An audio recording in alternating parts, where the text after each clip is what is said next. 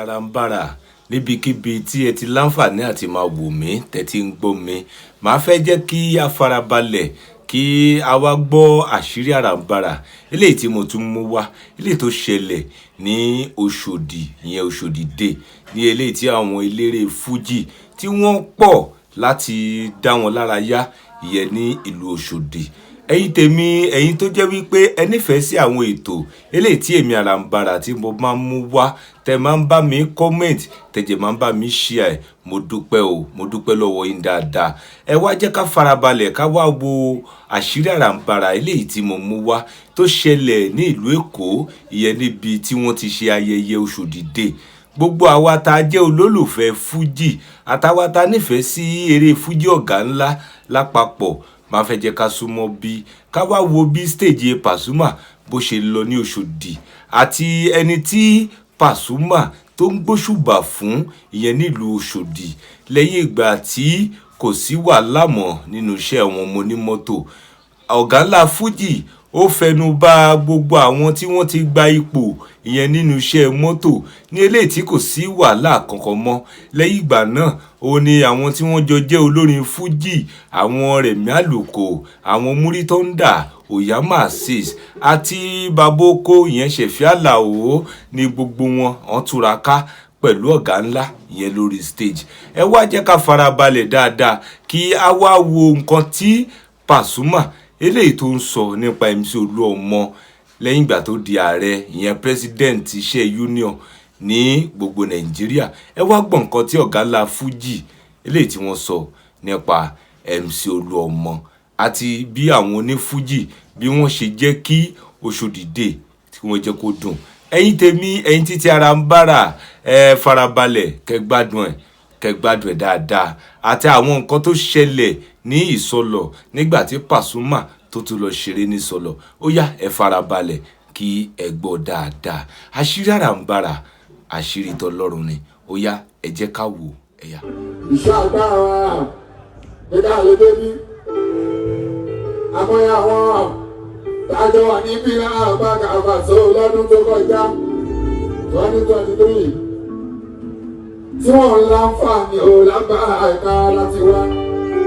Ìyẹn lè ní owó sábà bàbá ìyẹn làwọn ṣe dúpẹ́ ẹbí ìṣàgbára wà o láàfin lè débi láàfin wá bí pẹ̀lú àlàáfíà àbàṣọ pẹ̀lú tuntun lára àgbọ̀nrẹ́ Arambara ara mi láṣẹ lè débi bó bá tààrà bí omi lọ́wọ́. Àtúndúmọ́ pé lábí tó kọjá nǹkan mi làbáríkà làbámi 2023 gbogbo ọjọ́mọ̀ nǹkan mi làbámi o lọ́dún yà lábí Pasuma nǹkan mi làtúbámi ìyá 2023 nǹkan mi làbámi làbámi ìyá 2024 àdúgbò ìjìwà nǹkan mi làtúbámi ò làbákàrà yóò mú iṣẹ́ lọ. All stations settle. All stations settle. Gbogbo ẹ̀ ti dá kúnlẹ̀ Arambara kò sí jà. Kò sí wàhálà kúnlẹ̀ Arambara yóò mú iṣẹ́ lọ. Ó ti wà bó ṣe kọ́ wà. Gbogbo nǹkan ti wà létòlétò. Pírẹsidẹ́ntì Musili Oyomaki. Congratulations. Àyìndé Olúọmọ. Ọmọ àgbẹ̀bí lógún jẹ́sí à. Ọlọ́run bẹ̀ lẹ́yìn yẹn Àyìndé. Àwọn èèyàn bẹ̀ lẹ́yìn yẹn Musili o.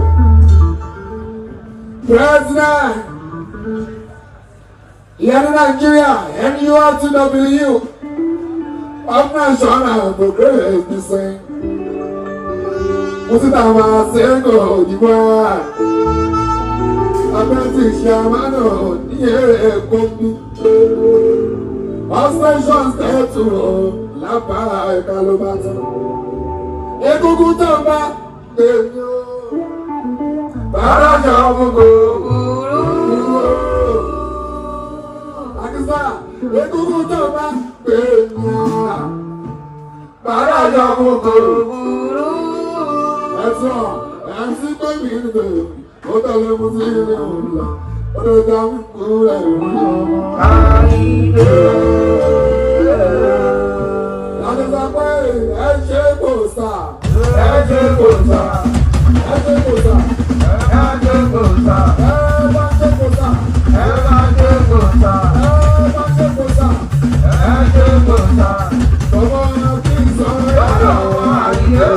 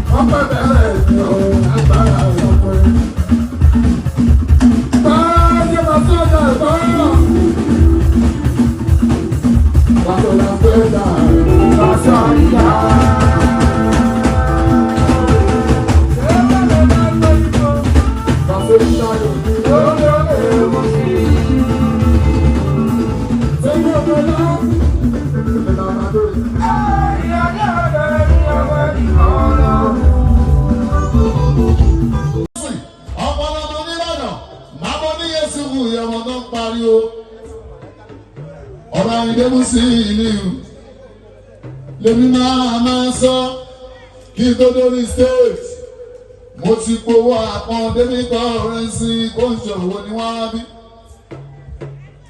Ọmọ òṣèlú ìjọba ń sọ dáẹ́ ọpẹ́ ni máa bá dún fún aláwọ̀ ọba ìrẹ́mú sí ní 30 minutes mo máa bá ibi dúpẹ́ mọ́ aláwọ̀ ọba ní Àyìndé Adébùsí ní ìlú kó dúpẹ́. Go dúpẹ́ wà láwọ̀ ọba àyè kó dúpẹ́ mọ̀ lọ́hùn ọba. Ó ti mọ̀ kò sì fún mi lẹ́hùn ẹ̀wọ̀n. Ibùdó tí kò sí àbí ní bàbá kó dúpẹ́ mọ̀ lọ́hùn ọba.